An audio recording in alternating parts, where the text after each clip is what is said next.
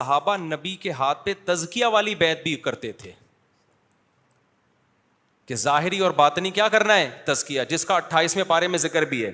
یا ایھا النبی اذا جاءک المؤمنات، اے نبی جب آپ کے پاس مومن عورتیں آئیں، یبایعنک، آپ سے بیعت کریں، کس بات پر؟ اللہ یشرکن باللہ شیئا، اللہ کے ساتھ کسی کو شریک نہیں کریں گے. یہ نبی کے ہاتھ پہ بیعت ہو رہی ہیں، خواتین بیعت ہو رہی ہیں کہ شریک نہیں. ولا یسقنا، چوری نہیں کریں گی. ولا یزنینا، زنا نہیں کریں گی. ولا یاتینا ببہتان، کسی پر بہتان.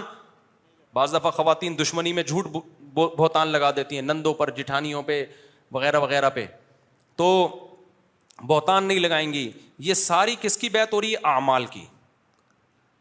صحابہ کرام مدینہ سے مکہ آیا کرتے تھے ابتداء اسلام میں، تو گھاٹیوں میں نبی سے اعمال پر بھی بیعت کرتے تھے.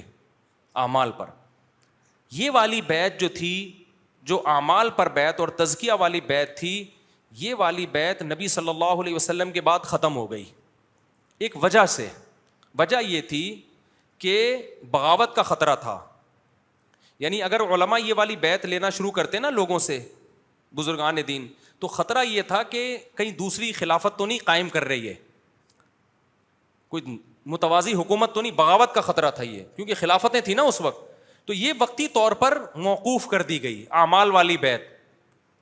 لیکن جب خلافت کا خطرہ ختم ہو گیا کہ بغاوت نہیں ہوگی، تو پھر بزرگان دین علماء نے دوبارہ یہ والی بیعت شروع کر دی، جس کو روحانی بیعت کہا جاتا ہے، کسی سے اصلاحی تعلق کی بیعت. تو یہ صدیوں سے سلسلہ چلا آ رہا ہے کہ بزرگان دین کے ہاتھ پہ جا کے بیعت کرنا، اپنے آپ کو ان کے حوالے کرنا، اپنی اصلاح کروانا. لیکن اس میں علماء نے شرط یہ بیان کی ہے کہ اس بزرگ کے ہاتھ پہ بیعت ہو سکتے ہیں جن کو اپنے سے پہلے بزرگ سے اجازت ملی ہوئی ہو.